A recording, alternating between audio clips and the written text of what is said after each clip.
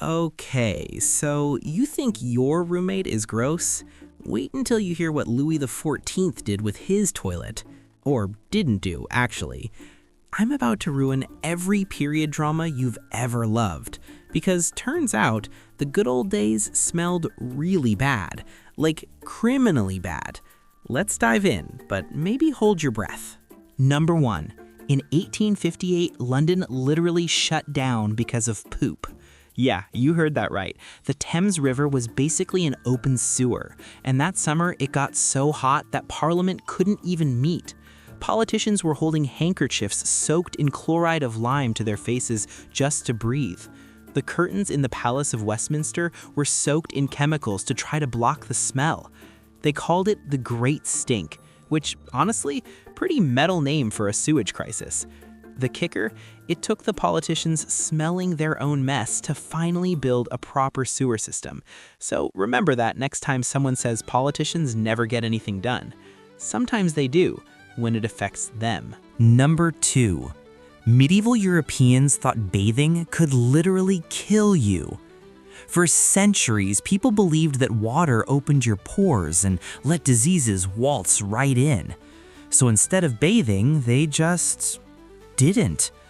Wealthy people would change their shirts because that was considered cleaning yourself. Queen Elizabeth I was actually considered super weird and obsessive because she bathed once a month. Once a month! And people thought she was the germaphobe. Meanwhile, the perfume industry absolutely boomed. Wonder why? Yeah, they weren't covering up the smell of roses, folks. They were committing olfactory crimes against humanity and calling it fashion. Number 3.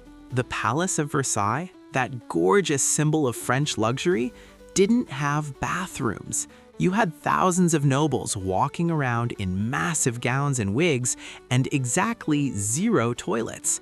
So what did they do? They just went.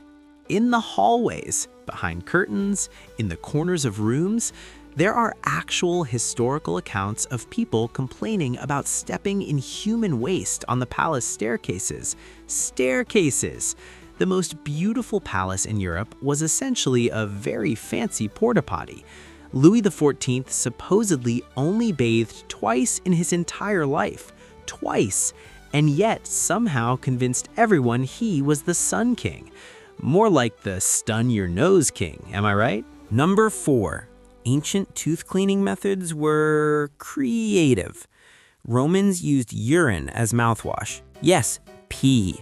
They believed the ammonia whitened teeth. And you know what? They weren't entirely wrong. It does have bleaching properties. But still, urine. Medieval Europeans made toothpaste from crushed brick and chalk. At least that's better than the Roman method, right? Wrong. The crushed brick literally filed down their teeth. Ancient Egyptians actually had it most figured out. They made a paste from rock salt, mint, and dried iris flowers. See, you can be hygienic without drinking your own waste products. Revolutionary concept. Number 5. Edinburgh had a nightly warning cry that'll make you never want to time travel. Every evening, people would open their windows and yell, "Garde-à-l'eau," which came from the French "regarde-l'eau," meaning watch out for the water. Except it wasn't water. They were literally throwing their chamber pots, full of you-know-what, out the window into the street. If you were walking by and heard "Garde-à-l'eau," you had about 2 seconds to get out of the splash zone. The polite response from pedestrians was supposed to be "Houd your hand," meaning hold your hand. But honestly, if someone's about to dump a chamber pot on your head, politeness seems optional. Number 6. Those fancy powdered wigs weren't just a fashion statement. They were pest control. Lice and fleas were so common that people just accepted them as roommates. So, wealthy folks shaved their heads and wore wigs instead. Problem solved, right? Wrong. The wigs also got infested, so they'd powder them heavily with flour or starch, which attracted more bugs. It was a vicious cycle of fashion versus parasites, and fashion was losing. Some wigs even had tiny cages inside them filled with herbs to supposedly repel bugs. Spoiler alert, it didn't work. They just had very fragrant lice. Number 7. Toilet paper as we know it only became common in the 1900s. So what did people use before? Romans had a communal sponge on a stick that everyone shared. They'd rinse it in salt water between uses, but that's still a communal butt sponge. Medieval peasants used hay, grass, or corn cobs. Corn cobs! Let that sink in.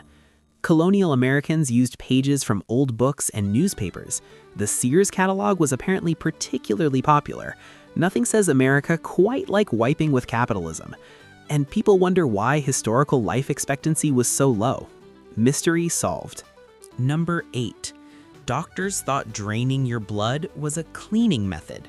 For thousands of years, bloodletting was considered basic health care. Feeling sick? Drain some blood. Headache? Blood. Indigestion? You guessed it, more blood. They believed you had bad humors in your blood that needed to come out.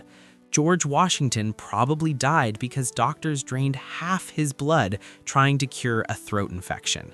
So yeah, next time you're annoyed about your doctor being late, just remember at least they're not showing up with leeches and enthusiasm.